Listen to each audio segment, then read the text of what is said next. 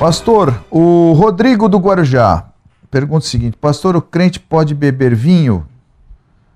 O vinho da Bíblia é alcoólico ou suco da uva? E uma segunda pergunta: sou dizimista há certo tempo, mas nunca me aconteceu o que está escrito em Malaquias 3:10. Aquelas promessas não dizem a respeito de nós? Diz aqui o Rodrigo do Guarujá para o pastor Natanael Rinaldi. Essa primeira pergunta, Rodrigo Guarujá, sobre beber vinho. Nós queremos dizer, à luz da Bíblia Sagrada, um texto que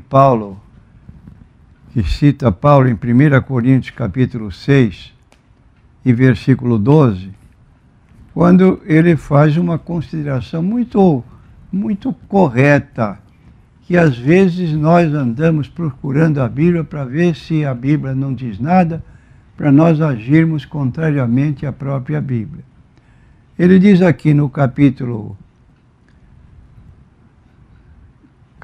6, versículo 12 de 1 Coríntios: todas as coisas me são lícitas, mas nem todas as coisas convêm. Todas as coisas me são lícitas, mas eu não me deixarei dominar por nenhuma. Então aqui está um conselho de equilíbrio espiritual. Porque a Bíblia não diz nada a respeito do vinho? Sim, a Bíblia fala a respeito do vinho e dos problemas que podem surgir em decorrência de bebida alcoólica. Está no capítulo 20, versículo 1 do livro de Provérbios. Consequência de quem bebe vinho e depois vai a um excesso.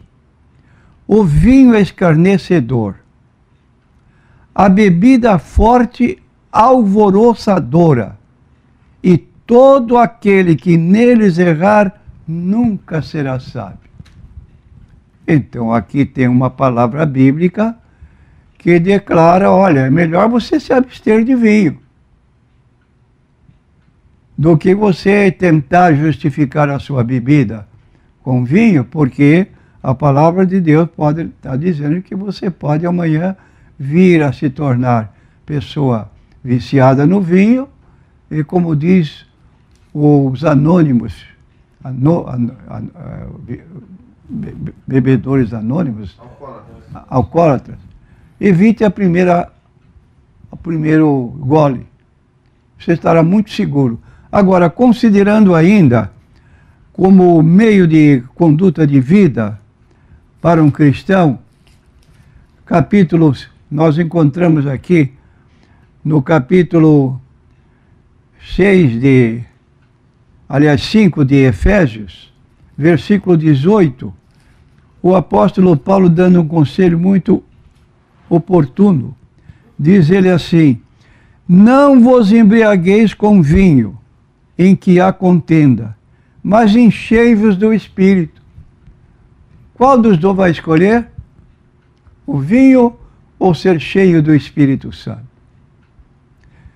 Naturalmente, ser cheio do Espírito Santo é uma condição melhor, mais propícia. E mais ainda, uma colocação para concluir esse ponto, é que precisamos considerar que o nosso corpo é o templo do Espírito Santo. O apóstolo Paulo levanta uma pergunta em 1 Coríntios, capítulo 3, versículo 16. Não sabeis vós que sois o templo de Deus e que o Espírito de Deus habita em vós? Então, deixo aqui ao nosso consulente Rodrigo para você decidir em face desses textos bíblicos. A nossa recomendação é que um crente deve ser abstêmio, e assim ele pode levar melhor a sua vida. Agora nós temos a segunda pergunta: sou dizimista, E há certo tempo, mas nunca me aconteceu, que está inserido em Malaquias capítulo 3, versículo 10, o que diz que trazei o dízimo à casa do tesouro e depois fazei prova de mim, se eu não vos abrir as janelas do céu, não derramar bênçãos maiores do que ela. Bom, eu quero dizer ao nosso consulente que você encontra no livro de Gênesis, capítulo 14. Você encontra no capítulo 28 do livro de Gênesis, no primeiro Abraão, no segundo seu filho Jacó, que estavam em situações difíceis e que foram ajudados por Deus.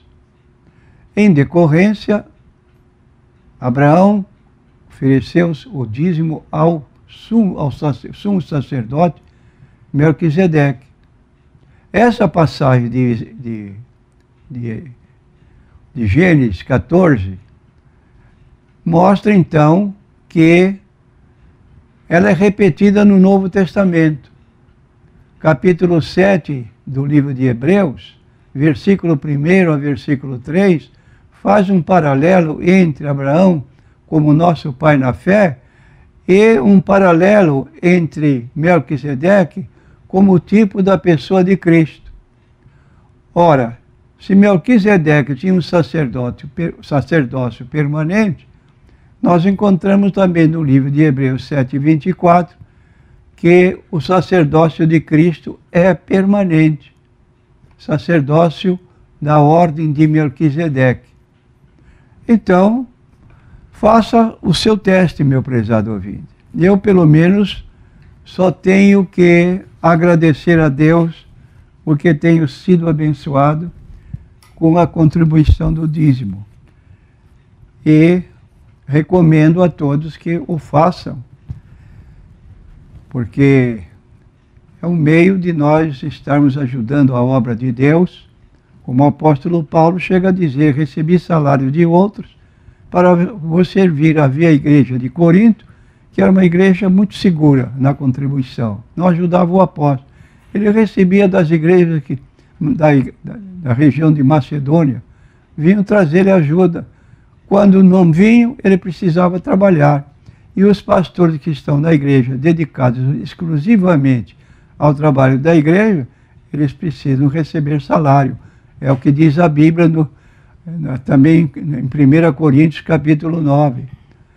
Digno obreiro do seu salário. Então aí está, o dízimo tem a sua utilidade para o trabalho de Deus.